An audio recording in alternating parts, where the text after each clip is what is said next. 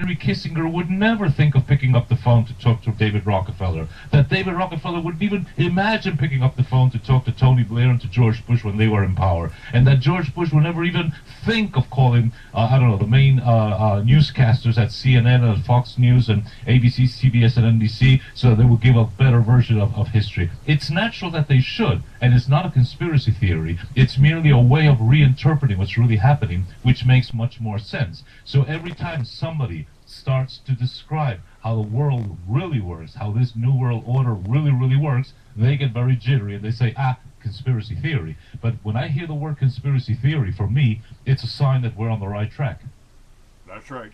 That's right. And yeah, and those Bilderberg meetings and those Bohemian Grove meetings where, you know, the president and everybody shows up. That's just a big party. They're not talking about anything serious. There's nothing you should worry about. And Americans have been dumbed down not only by our public school system. I'm sorry, that's public school system. No, I had it right the first time. We have also been deceived and lulled into sleep by the greatest and most advanced mind control techniques in history, and I think that's called television. Yes, well, that is probably part of the main story, and that has and you know, it's not just television; it's television plus Hollywood plus the CIA, because Hollywood chips in and helps out a lot of these things. For example, if you look at, let me give you an example that I think is very cool, very concrete, and I think it might be some food for thought for your audience. I personally believe that the New World Order has been promoted in very slow stages. So right after World War II, we had a bipolar world, the Soviet Union and their allies on one side, or their captive countries rather, on one side, the United States and its allies on the other side. It was a very perverse system. It was very unjust, but it was stable. I mean, except for maybe Cuba here or the Berlin Wall there, it was basically a stable system. All of a sudden, around 1970s, when they founded the Trilateral Commission, Zbigniew Brzezinski, Henry Kissinger, and David Rockefeller decided that, okay, we have to move on from the bipolar world towards globalization. What is the problem? And this is all in a book called Between Two Ages, The Role of America in the Technotronic Age by Zbigniew Brzezinski. He was Jimmy Carter's national security advisor. Yes. And if you read between the lines, Brzezinski says, if we move on to globalization, we need for the Soviet Union to go. But the Soviet Union won't go just like that, and we can't risk thermonuclear war. So we have to find a way of making the Soviet Union go on its own. And what he promoted, and that was what the Trilateral Commission was founded for in 1973, he said, let's infiltrate them with American capitalism, American subculture, fast food, and so forth, and they would end up falling on their own. It took them 20 years, but it finally did happen. And in 1990, to the surprise of the world, Germany reunited, the Berlin Wall fell, and a year later the Soviet Union went. Okay, then we had 20 years of globalization. But now, if you read between the lines of what the power elite are planning, they're saying we have to wrap up globalization because we're ready to move forward to world government. And as we move forward to world government, and please listen to what I'm about to say, as they move forward from globalization to world government, now they need for the United States of America to go into the wastebasket of history. And that's why they are slowly driving you down the drain. And it is no coincidence that you now have a president by the most unlikely name imaginable of Barack Hussein Obama, who is black. And here, let me get back to Hollywood. Hollywood has been harping for the last 10 or 12 years with a lot of president movies. Have you noticed that every time that the president in a Hollywood movie is white, Harrison Ford, who has Air Force One hijacked when he's president, and he takes it back very heroically. Independence Day, where the actor playing the president of the United States almost single-handedly, he will combat the aliens. And other, Michael Douglas, you also had him as a very, very likable white American president. Every time the president is white, it's okay. However, every time the president is black, we're busted.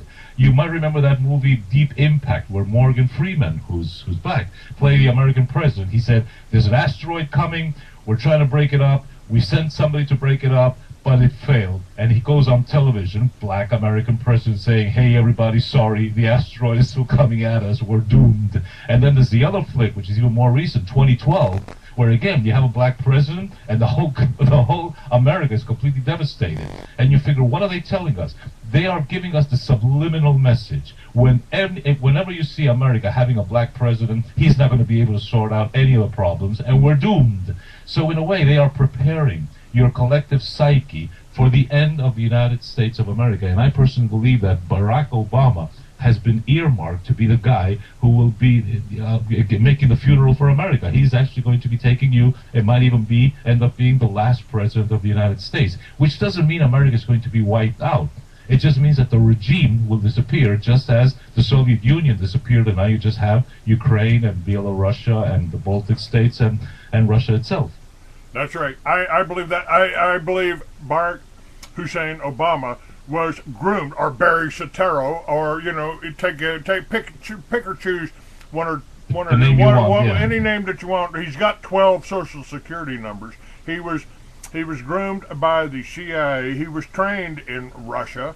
He was sent to Afghanistan, and he is the perfect new world order leader. And they've already made him the head, the first so-called American. I think we've got an illegal alien in as president right now, but he's been given the role of in the UN as on their Security Council.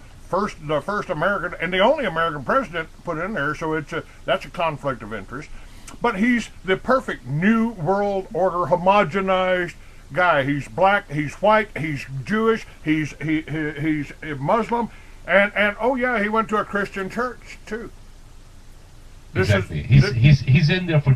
He's got a little bit for everybody. And you've just touched upon, Clayton, another very important thing, and that is all the, shall we say, the trappings of world government. Because what we're now living are the birth throes, which is going to get extremely violent, of world government. A world government where, as the Georgia Stones say, world population should be 500 million, maybe a billion at most. We're almost 7 billion. So we're going to see a lot of people dying off, whether it be through war, famine, genetically modified foods, or HAARP-induced storms, tornadoes, and flooding, and even earthquakes, as happened in Chile.